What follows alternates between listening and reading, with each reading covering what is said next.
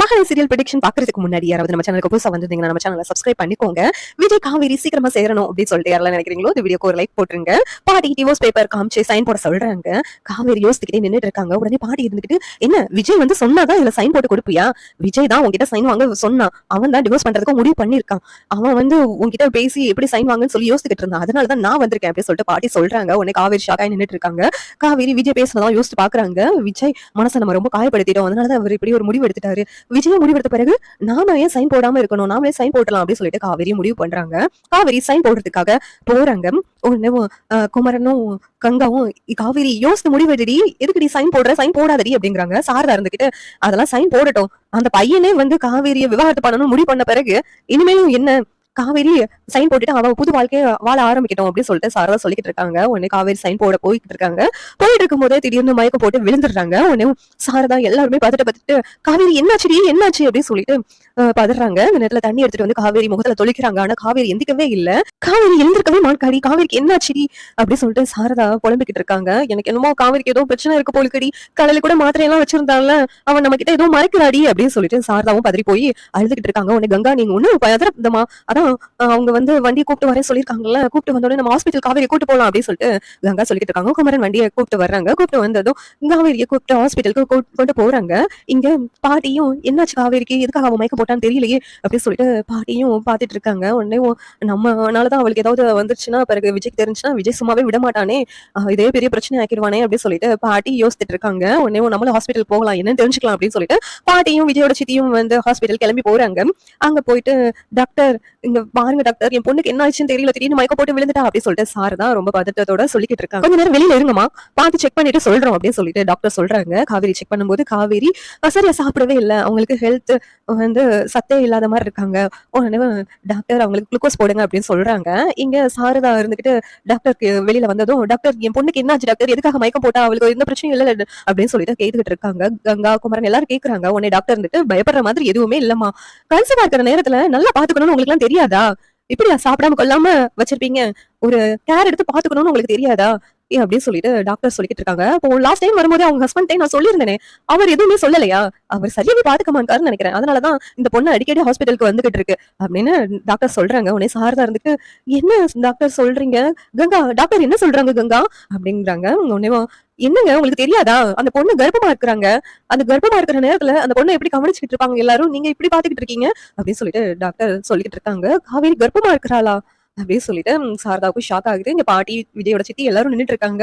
இங்க கங்கா இருந்துகிட்டு, அம்மா காலையிலேயே அவ டேப்லெட் எல்லாம் போடுறதே நம்ம பார்த்தோம்ல, அதுவும் எனக்குள்ள டேப்லெட் மாதிரி இருக்குதுன்னு எனக்கு சந்தேகமா இருந்துச்சுமா, ஆனா காவேரி ஏதோ பேசி நம்மள வந்து மழுப்பி விட்டுட்டா, நம்மளும் வந்து அதை கண்டுக்காம விட்டுட்டோமா, காவேரி கர்ப்பமா இருக்கிறாளாமா, டாக்டர் சொல்றாங்கம்மா அப்படின்னு சொல்லிட்டு கங்கா சொல்லிக்கிட்டு இருக்காங்க. உடனே பாட்டியும், காவேரி எப்படி கர்ப்பமானா, அவங்க ரெண்டு பேரும் சேர்ந்து வாழவே இல்லைன்னு சொன்னாங்களே அப்படின்னு சொல்லிட்டு பாட்டியும் யோசிச்சுட்டு இருக்காங்க. உடனே உள்ள போய் பாக்கலாமான்னு டாக்டர்கிட்ட கேக்குறாங்க. பாக்கலாம் அப்படின்னு சொன்னதும் உள்ள போய் பாக்குறாங்க. பார்க்கும்போது, காவேரி என்னடி இதெல்லாம், இவ்வளவு பெரிய விஷயத்த எப்படி எங்க கிட்ட இருந்து மறைச்ச, எனக்காவது ஒரு நாள் இந்த விஷயம் எல்லாத்துக்கும் தெரியதானே வரணும், அப்படி இருக்கும்போது எதுக்காகடி இப்படி நாடகம் ஆடுறேன், என்ன உண்மையை சொல்லிடி, அந்த பையனோட நீ சேர்ந்து வாழ்ந்தியாடி, அப்படி வாழ்ந்தேன்னா அந்த பையனோடய போய் வாழ வேண்டியதாண்டி, எனக்காக எதுக்கடி இதெல்லாம் போட்டு மறைச்சு ஒளிச்சு வச்சிட்டு இருக்கணும், காலையில கேட்கும் போது கூட மாத்திரை எதுக்காக அப்படின்னு கேட்கும்போது கூட ஒரு வார்த்தை சொல்லலையடி, அப்ப கூட எனக்கும் பாரு புத்தியில எட்டவே இல்லை, இப்படிதான் நான் என் பொண்ணை கவனிச்சிருக்கேன் இத்தனை நாளா, என் பொண்ணு எப்படி இருக்கிறா, அவளோட உடம்பு எப்படி இருக்கு, அவளுக்கு என்ன பிரச்சனை, இதெல்லாம் வந்து நான் கண்டுக்கவே இல்லை, நான் ஒரு அம்மாவே இல்லடி, நல்ல ஒரு அம்மாவா உனக்கு இல்லவே இல்லை அப்படின்னு சொல்லிட்டு சாரதா ரொம்ப ஃபீல் பண்ணி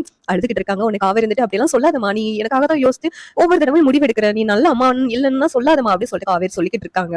உன்னை பாட்டி, காவேரி இது எப்படி நடந்துச்சு, இது ஒரு வார்த்தை என்கிட்ட சொல்ல வேண்டியதானே, இது விஜய்க்கு தெரியுமா அப்படின்னு சொல்லிட்டு பாட்டி கேக்குறாங்க. உன்னை காவேரி இருந்துட்டு தெரியும் அப்படிங்கிறாங்க.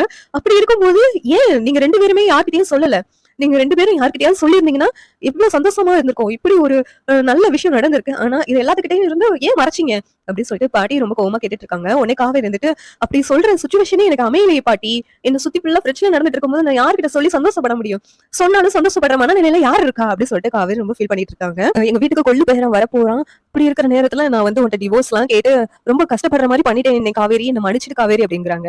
இல்ல பாட்டி இருக்கட்டும் பாட்டி. யாரா இருந்தாலும் உங்க மனநிலையில இப்படிதான் முடிவு எடுப்பாங்க பாட்டி அப்படி சொல்லிட்டு காவேரி சொல்லிக்கிட்டு இருக்காங்க. இனிமேலும் டிவோர்ஸ பத்தி உன்கிட்ட நான் பேசவே மாட்டேன். இப்பவே நான் தாத்தாவுக்கு கால் பண்ணி சொல்றேன். தாத்தாவுக்கு தெரிஞ்சா ரொம்ப சந்தோஷப்படுவாங்க அப்படின்னு சொல்லிட்டு பாட்டி சொல்லிக்கிட்டு இருக்காங்க.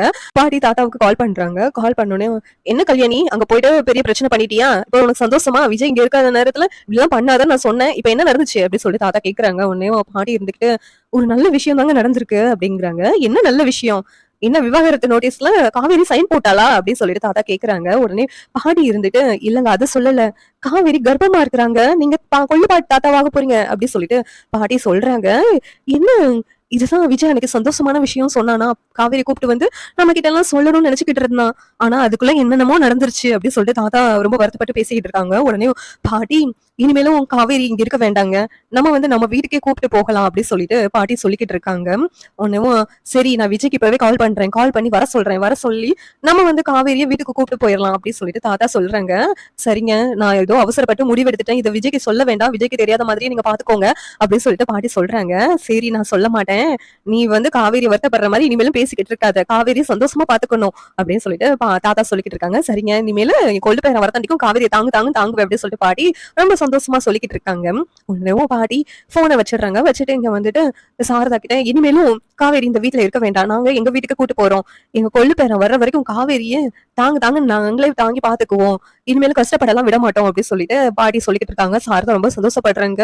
இங்க கங்கா குமரனும் ரொம்ப சந்தோஷப்படுறாங்க.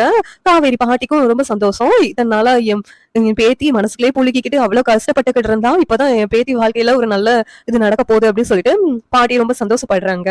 இங்க தாத்தா விஜய்க்கு கால் பண்றாங்க. கால் பண்ணி, "என்ன விஜய் எங்க இருக்கிற?" அப்படின்னு சொல்லிட்டு கேக்குறாங்க. "என்ன தாத்தா திடீர்னு கால் பண்ணிருக்கீங்க?" அப்படின்னு சொல்லி கேட்கும்போது, "என்ன விஜய் இவ்வளவு பெரிய விஷயத்த எங்க கிட்ட இருந்து மறைச்சிட்டியே விஜய்" அப்படிங்கிறாங்க. உடனே தாத்தா "என்ன சொல்றாங்க? எனக்கு ஒண்ணும் புரியலையே" அப்படின்னு சொல்லிட்டு விஜய், "என்ன தாத்தா சொல்றீங்க? எதை மறைச்சிட்டேன்னு சொல்றீங்க?" அப்படின்னு கேட்கும்போது, "இந்த வீட்டுக்கு ஒரு வாரிசு வரப்போகுது. நான் கொள்ளு தாத்தாவாக போறேன் அப்படிங்கிற பெரிய விஷயத்த நீங்க எங்கிட்ட இருந்து மறைச்சிட்டியே விஜய்" அப்படி சொல்லி தாத்தா கேக்குறாங்க. "ஆமா தாத்தா, இது உங்களுக்கு எப்படி தெரியும்?" அப்படின்னு சொல்லி கேட்கும்போது, "இப்பதான் காவேரி ஹாஸ்பிட்டல்ல இருக்கிறதா சொல்லி எனக்கு போன் வந்துச்சு" அப்படிங்கிறாங்க. "காவேரிக்கு என்னாச்சு தாத்தா? காவேரி எதுக்கு ஹாஸ்பிட்டல்ல இருக்கா?" அப்படின்னு சொல்லி கேட்கும்போது, "தெரியல, சாப்பிடாம கொள்ளாம மயக்கம் போட்டு விழுந்துட்டாலாம். ஹாஸ்பிட்டல் செக் பண்ணும்போது கர்ப்பமா இருக்கிறது எல்லாத்துக்கும் தெரிஞ்சிருக்கு. இதனால எல்லாத்துக்கும் சொல்லாம நீங்க 2 பேருமே வந்து பேசிக்கிட்டு இருந்திருக்கீங்க. எல்லாத்துக்கும் சொன்னா எல்லாரும் சந்தோஷப்பட்டுருப்பாங்களே" அப்படிங்கிறாங்க. "நானும் சொல்லணும்னு தான் நினைச்சுக்கிட்டு இருந்தேன் தாத்தா.